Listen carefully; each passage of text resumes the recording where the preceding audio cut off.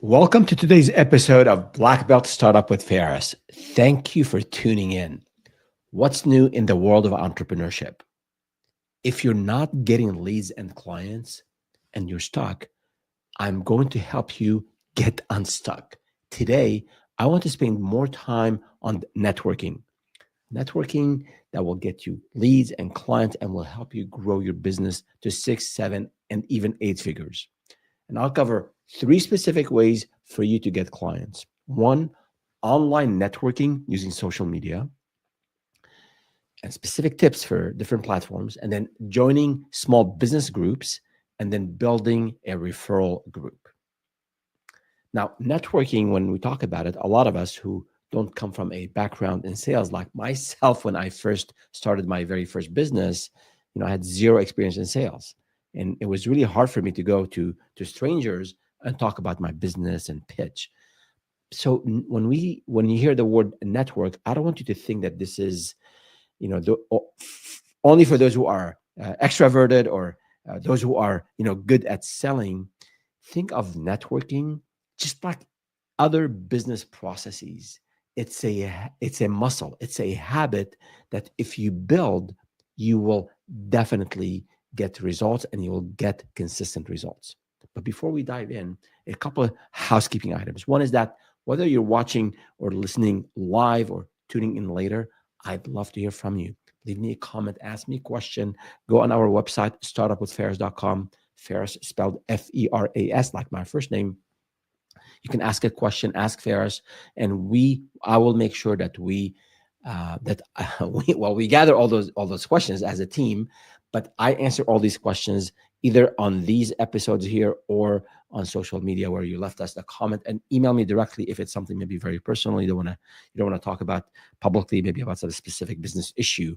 So make sure to let me know. I'd love to hear about also your wins, your small wins, your big wins. What is it that's working for you? What is it that's not working for you? I really it inspires me what entrepreneurs go through and the way they think of, they want to conquer the world and move mountains. And at times I know they struggle, like I struggled for many years. I want to let you know that I'm here to help. And a reminder that we have these episodes. We go live on many platforms on Thursdays at 3 p.m. Pacific, 6 p.m. Eastern. So make sure you follow us on any of those platforms: X, Facebook, Instagram, LinkedIn, YouTube. I'm probably forgetting others. X, I did mention X, and so this way you make sure you get all the content that we are sharing with the community. And due to some unexpected travel, I am recording a portion of this episode because I'm not sure how the internet connection will be where I'm traveling to, but I will be live answering questions and comments that come our way. So please, if you have a question, if you have a comment, don't hesitate to add it here on whichever platform you are on. But let's now jump back in and help you get leads and get customers. So number one thing I said, using social media to expand your reach. So a lot of the advice I hear out there is that, it's easy to create some short, or you have a post and then you can sort of, as they say, spray and pray, just blast it all over social media on every platform and then expect results. I mean, you can do that. I don't think you'll get the same type of result, and you probably won't get a whole lot of traction if you're not thinking of social media as a way to develop and nurture relationship. It is social media. It is a relationship building engine. That's how I think about it. That's how I think you want to think about it. So think of it as a strategic. You're investing in a strategic engagement that will help you grow your business. So I want to talk about different tools, different platforms, and maybe highlight a bit more on LinkedIn, because I spend a lot of time on LinkedIn. We spend a lot of time with my team doing research, and then I post and review and engage with the community. I will talk about other platforms with some specific tips that I think are applicable to all platforms. But initially, I want to spend a little bit more time on LinkedIn. Think of LinkedIn. A lot of people think of LinkedIn as an online resume where you just post, you list your education, then you list your experience, and maybe you post once a month, and that's the end of it. And if you think that clients, as a service provider, as a new business owner, if you think clients will find you this way, that's a big mistake. LinkedIn isn't just a place to show what you have done in the past. Think of it as a tool to create unexpected opportunities. So when you engage people, when you share insights, when you connect with the right people, you're not just getting lucky, you're making luck happen. As they say, luck favors the prepared. So the specific things that you can do is, one, think of optimizing for authority, not just searchability. And maybe and we have, I think, some slides on this. Make sure these are online. So what do I mean by optimizing for authority, not just searchability? Because it's not about pushing some SEO tactics on stuffing your headlines or maybe the about us or the about section with some keywords so that you can appear in some searches. Visibility is important. I want you to do all of that. But what really gets people to trust you is positioning yourself, is being first, and then positioning yourself as an authority. So that's really important. And there are ways to establish yourself as an authority. But let me give you an example. So instead of going, for example, business coach for service providers, that's a bit broad. It really doesn't highlight value. You can say, I help coaches and consultants land 10K plus clients without paid ads. So compare that to, I'm a business coach for service providers, right?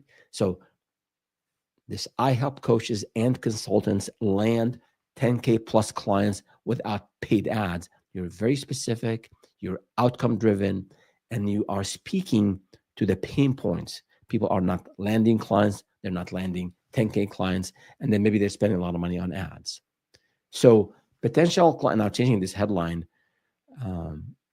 is important, and potential clients immediately can relate and can see the gain they would get by working with you, in terms of working with you, and why they should care, which again makes networking and referrals and people actually reaching out to you, far more effective. So being very, very specific, not just broad in the way you describe yourself, I think is important. And then when you post, part of your content plan, you should have a content calendar. I want to post once a week.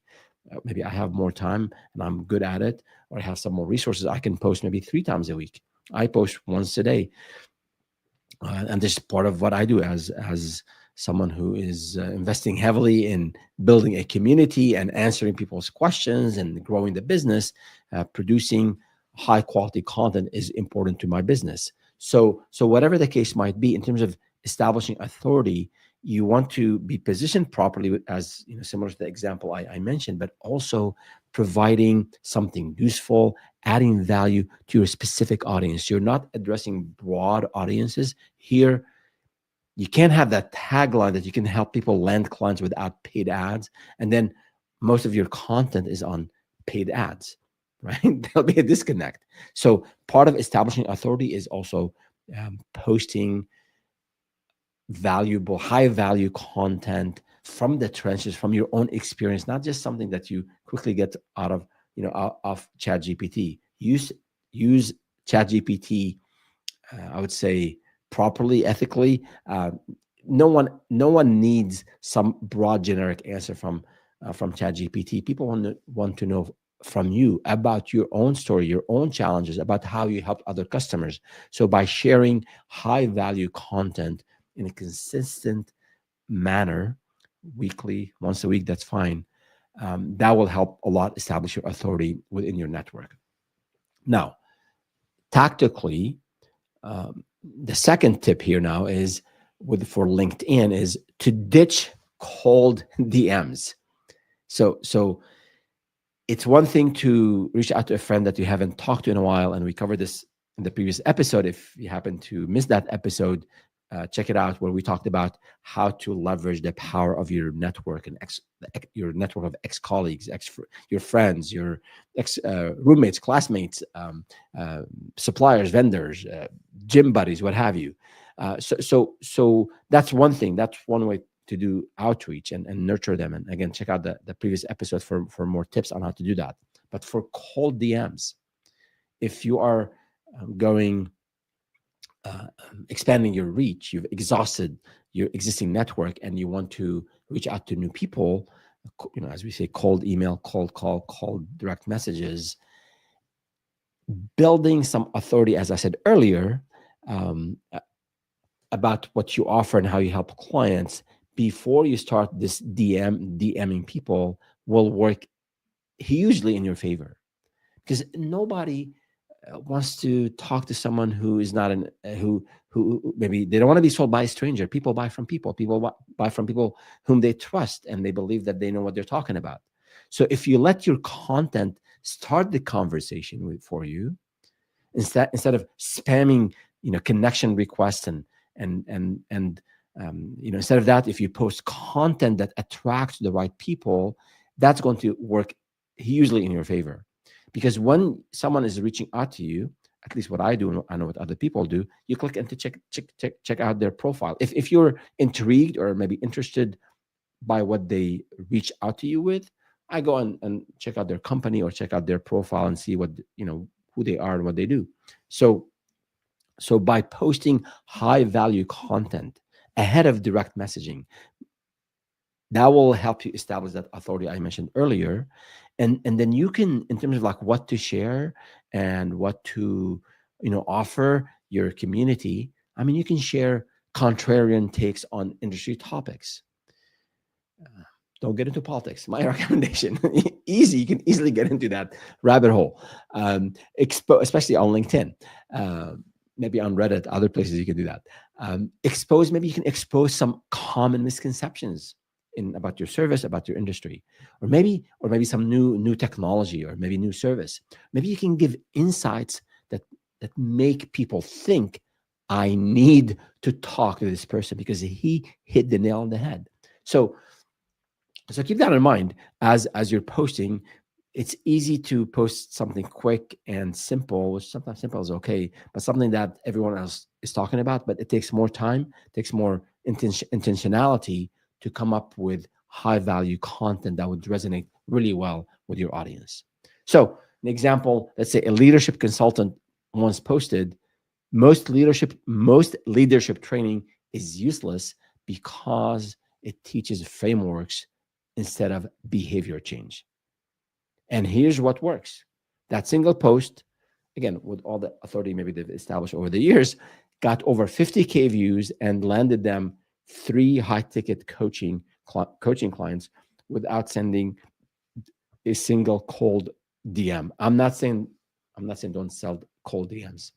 I'm just saying that doing what I just described, creating value and thinking of ways to highlight your expertise, then that's going to make that outreach work much, much harder for you. The third tip here is that sort of kind of summarizes the 2 points I said earlier: engage first and then connect later. So you're posting, that's one level of engagement, especially to your network. And then if you've done some, you're using the LinkedIn Sales Navigator or maybe other tools, people are now recognizing you. Maybe they're checking out your content. But see if you can also engage first and then connect later, in the sense that maybe you can go and like their comment. And again, be genuine about this. Don't just blindly just comment on things. People want to, maybe they had a comment on working from home, and you can share your own experience, how it was awful for you, maybe how it worked really well for you, right? So you can comment on their post with some insight, with some personal reflection, with some, POV that you have. You can maybe send an engaging direct message DM referencing the recent post and your POV on it. And then after that, establish that connection. So engage first, establish authority, engage first, and then connect. That would be more natural, and it will not be perceived as random. So think of it when you're doing networking, online. Think of it as if you are networking at a live event. Would you just walk up to someone and say, "Hey, here's my business card," and then let me tell you what I do? I mean, that would be totally off, and people just won't talk to you. Although I've had this happen to me once. Someone who probably just finished their sales training, and someone told them to hand off their business card to people, and they were just very aggressive. I mean, they were sort of unaware of the, like, you have to listen to people, you have to engage people, then give them your business card. Anyhow, so as just like as you would do in a live scenario online on LinkedIn, establish that authority, connect with people, engage with people, and then reach out. So that's on LinkedIn. We're still talking about networking online on social media. I do want to talk for a little bit on Twitter, Facebook, Instagram, including Reddit, because those can be also used for professional networking. And I think, you know, there is something to pushing out content and pushing out content consistently. I think that's there. That works. It works for us at the varying degrees of success on different platforms as we experiment with different platforms. But the goal is not just to be seen. The goal is to be remembered. The goal is to connect with your followers, with your network, right? Um, Now, I'm not as active on Twitter. We do post on Twitter, we do post on Instagram, on Facebook, and I'm a bit more active recently on Reddit. But uh, I can speak, I think, with more authority on LinkedIn. But although, again, we do post on all these social media platforms. But I want to give you some guidance that I believe applies to all the different platforms, because it's about building your authority. Building authority with these micro content, right? So one thing is, if you have an opinion, like having bold, opinionated threads, um, that works. And again, it's not, you don't do it just for the sake of doing it. I think make sure it's something that you believe in, something that you've experienced, something, your perspective on things. Like, I'm big on working hard. I'm big on, entrepreneurship is 5 times harder than you think. I'm big on passion is optional, but sacrifice and skills are not. Like, those are things that I talk about all the time, and I believe them. I live them. I experience them. I've seen successful people who have gone through the same transformation when they believe in these principles. So I talk about these all the time. See what works for you. See what you've experienced, and include that in your content. Also, your personal profiles, and then on Facebook, for example, groups, these professional groups, there's a lot of power in those, because a lot of times business pages are there, and that's fine, and we have them. But the personal connection, the personal profiles seem to work better for us and for others. So see, keep that personal connection with your community, with your followers, with your network, and also join um, industry specific or service based groups on LinkedIn or on Facebook. And don't just go in and just promote yourself. That is just bad. It creates bad taste in people who are part of that group. Just go in there, listen. Maybe for the first week, just observe, see who's commenting, see who's not, and see who's asking questions. See what kind of questions, what's the decorum of that group, and then follow it, and then engage and give advice. And don't just go in there and promote your services or have links to your website or your channels. At times they'll give you a warning, and you do it twice. You do it twice, and then they ban you from that group. So go in these groups. You get and you also, another benefit of being in those groups is you can also, even if you're not posting, you can listen to the questions that people are asking. You can listen to the pain points of your target audience. So there's a lot of valuable. It's a valuable investment. It's an investment that I definitely recommend you do, and I practice it even to this date. To this day, I go and just see what entrepreneurs are talking about, what questions they're asking, what is on their mind, what's preventing them from taking the leap. Just fascinating what you see out there. So Another thing, let's say on so this tip is like for Instagram. So if, you want to show, don't just tell, you want to show. And what doesn't work generally, like generic motivational quotes, gazillion of them. I think vague claims like "I help businesses grow" with no proof, or not, we're not being specific, and then maybe selfies with no clear values. But I think what works well is any sort of like behind the scenes content, like show yourself coaching a client, obviously blur sensitive details, maybe sharing some client success breakdowns. Here's how I helped a client book 20K in new contracts in 90 days.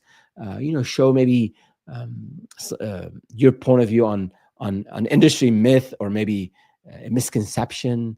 Why most service based businesses fail, in the first few years, like, or how to avoid that. So those, I think, in a business, again, the specific content and the style, that's all you, and it works, whatever works in your industry. But these sort of showing, not telling, sharing success stories from your experience, from your client's experience, I think will help you connect with your audience better, because people don't trust words, people trust proof. So that's something to keep in mind as you are experimenting, as you're growing maybe your social media presence. The one tip here before we move on to the next section is on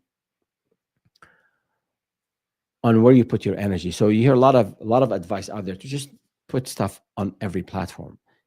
I mean, early on, especially if you're short on resources, I would focus on one platform, whatever the case might be, whatever platform maybe your audience is at, and then you're good at, or you've learned and you have some following. Invest time in that and figure things out on this one platform, in terms of increased number of followers, in terms of increased engagements, in terms of you're getting leads off of this platform. And once you have that working for you, and hopefully by this time you have more revenue, you're profitable, then you can go and maybe take some of that profit and hire someone to help you take that content, maybe repurpose it for other platforms. But focus on one platform, figure things out, and then expand. So that's just one tip from the trenches that I think will help you be more focused and get better results from this one platform that you focus on. Now, moving on to the second point, the second topic that I want to cover in terms of networking. So the first one was, if you just joined, we're talking about social networking through social media. So the second one here is on joining small business groups. So there are a lot of networking opportunities that are local, and some could be also online. But assuming you're not living in a very small town, if you're living in a very small town, maybe you have to do things in the next big town, next to you, and maybe there are regional events you have to attend, and there are obviously some online meetups and events that you can attend. I know, like, some of the BNI groups, they meet in person once a month, and they meet in person the other month. So they meet in person once, and then the next time they meet, over Zoom. So it doesn't matter really if you don't have something local. You can look for ways to either travel to something regional, maybe once a quarter, or just join something online. But most people, when they get in, like when they get in this, like, I know you're there to sell, and I know you're there to tell everybody that that's what you do. But everyone else in that room is there for the same purpose.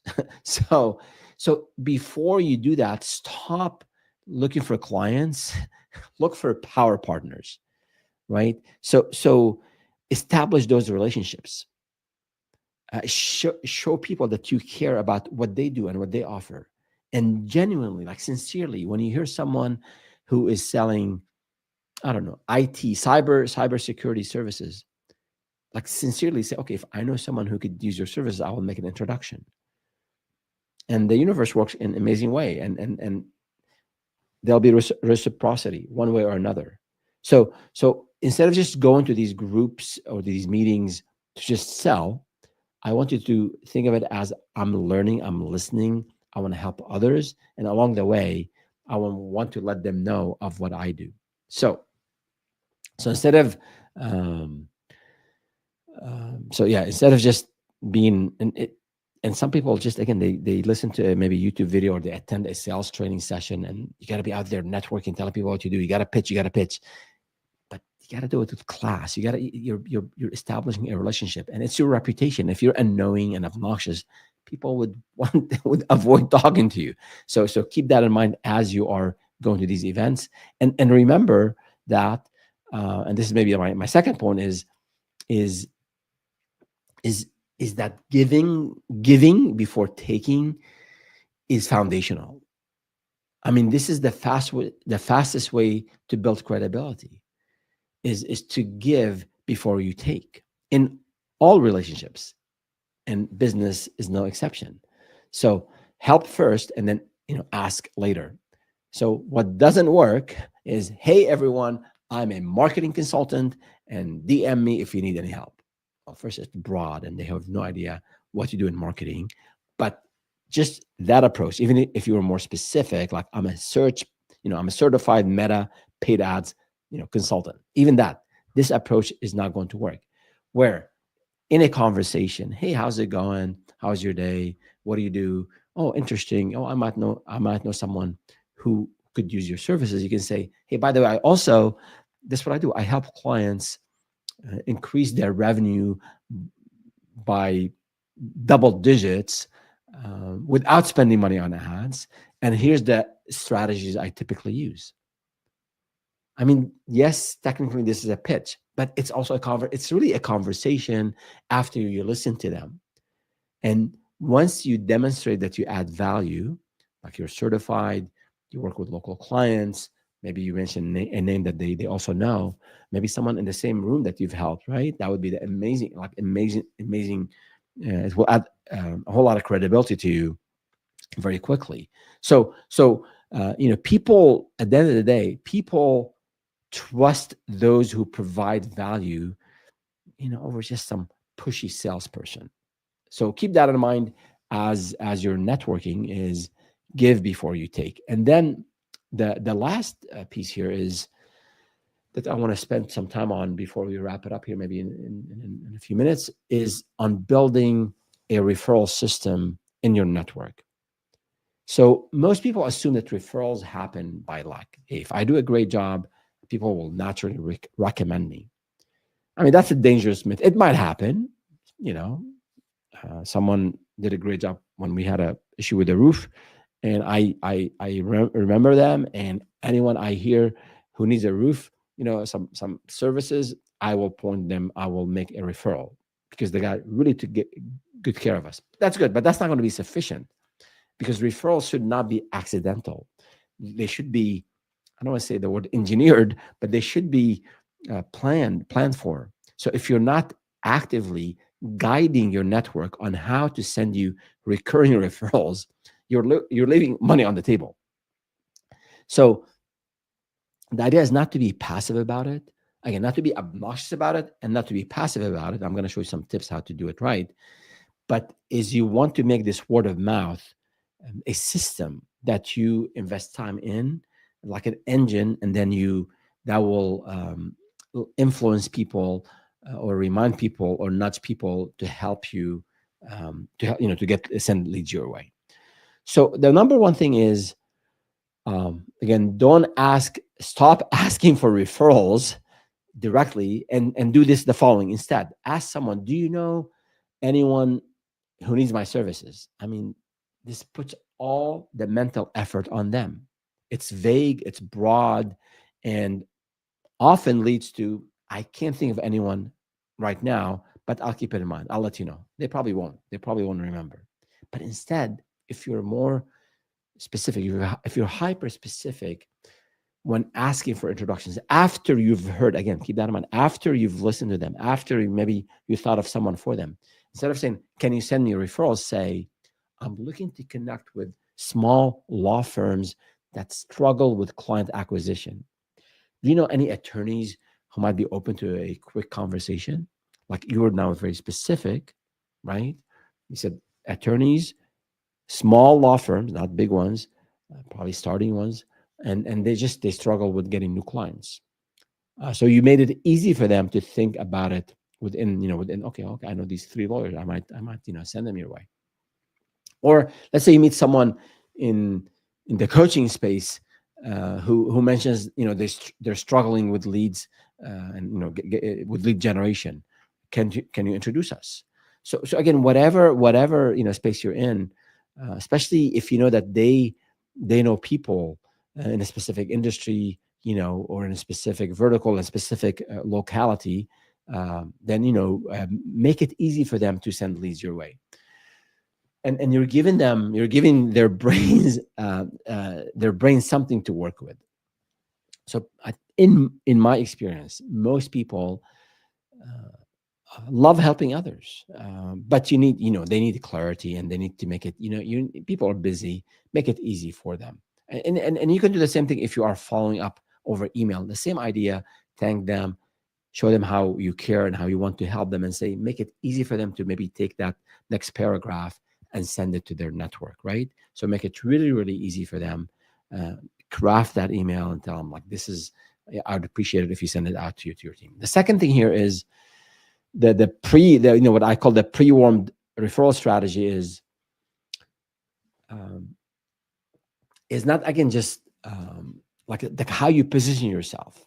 So if you, in the example earlier about the law offices looking for small offices who can't acquire clients, if you educate the person you're speaking with about exactly maybe how you helped, because that also adds to the credibility, their trust in you. So you describe like how you add value, and maybe the certification that you have, as well as like the ideal client that you can help with these skills, with the knowledge, with the know-how. It makes it really easy for the other person, to connect with you. And then you again, could be done verbally, or it could be done over email. But the idea is make it easy for them, and establish, like, make sure they believe in you. Make sure they have seen what you've done in action, or at least from what you've described to them, that yeah, this person is they know what they're doing. I'm comfortable, you know, um, sharing their name with my network. The other thing here I want to cover is that you also have to stay top of mind without being annoying. I've been saying this, without being obnoxious, without being annoying. And some of this you learn by reps, by doing it. Like, what is annoying and what's being totally like invisible. There's a balance. If you email someone every day, twice a day for a week, that's not good. That's annoying and that's obnoxious. If you don't email them at all after a networking event, that's not good. You're not going to be visible. So I think it's a balance there. And again, you become better at it as you do more of it. But most people, like, they ask for a referral once and then they disappear. So think of a way to maybe share insights on LinkedIn, or, as I said earlier, about establishing authority and adding value in your personal, in your one-on-one interactions, also on social media. You're sending helpful articles. You're checking in on something, maybe new regulation in their industry, in their sector. Is that impacting you? Like, if someone is working in government today, or maybe doing consulting for governments, checking on them, how they're doing with everything that's going on, at the federal level. So just I think being there, staying on top of mind by caring and also providing value in every interaction. I think people appreciate that. And the last point here is on in terms of creating a referral group or referral engine, is on incentivizing the referrals the right way. A lot of people think that, yeah, I'll give you 10% commission. Like, if you meet someone, hey, if you send me a referral, I'll send you 10% commission. I mean, that could come off really, I don't know. People sometimes, money is important, and 10% of a $10,000 contract is $1,000. It's a good chunk of money. But sometimes just starting off with, hey, send me a lead and I'll give you commission. Like, is money is part of it, but people want to make sure that you are, again, credible, that you can, that you are reliable, that you can deliver on your promises. So I wouldn't start a conversation by say, yeah, we have an amazing referral package, 10-20%. First, establish authority. First, establish trust. First, listen to the other person. And then cash incentives could be part of the program. You could also do other things. You can do, for example, I don't know, you can offer them, I'll give you free access to some private training, or maybe I'll give you a free consulting session, or I will come and address your clients on, let's say I'm a CPA and I can come and give your clients a free, no charge consulting session on the latest regulations, right? So think of it, having a referral fee or a finder's fee, that's fine. How you mention that, I think how you present that is important, but there are non-monetary perks or value that you can offer. So that, I think, once you start investing in that, and once you start thinking about it and do it on a regular basis, I think you'll see this referral system really expanding and sending business your way without you working as hard to get every lead. So treat this referral system as a high value partnership instead of a one-off transaction, and I think that system will work really well for the long run. So that is what I wanted to cover today. We talked about social media and how can you use LinkedIn and other systems to establish authority, add value, and then get leads. We talked about building that referral group, and we talked about attending events and going to these industry meetings like the BNI or the Chamber of Commerce, or maybe an industry event or even a conference. Just being out there.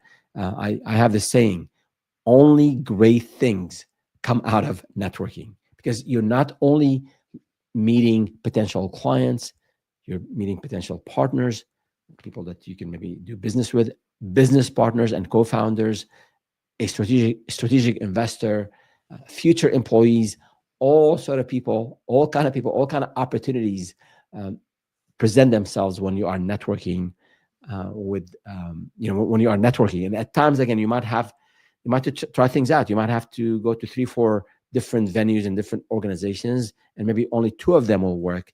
The rest just, you tried it and they don't have the right audience, and that's okay. But if you do networking, you follow the tips we have, and then we have another episode that we did the week prior on blanking out now, but it was on networking, and specifically on the mistakes to avoid when you are networking and how to find people. I think if you're struggling with this concept, listen to this other episode, and I'd love to hear from you on how you are doing your networking, how that's working for you, and what challenges that you're facing. So that is it for now. If you are liking this content, hit the like button and subscribe to whichever platform you are on so that you don't miss the next episode. And remember, we're here weekly, and we are here to answer your questions. And for those of you who stay with us, we do have our Black Belt Startup products, including our training and coaching program. We have a full curriculum, 60 plus modules, all things business. This is all things entrepreneurship, how to start and grow your business to 6, 7, and 8 figures. And this curriculum and all the content that I produce is based on timeless principles, both from the martial arts world as well as from as well as the business world. So check out our programs, and we have a special promotion for you. It's BBSU 20, Black Belt Startup 20, BBSU 20. You can apply it on all things Black Belt Startup. The coaching program I mentioned earlier, the Entrepreneurship Foundation product that we have, and also on a pricing course, a mini course that we just launched that covers all different pricing strategies and pricing models. So check it out and let us know if you have any questions, and we will see you next time.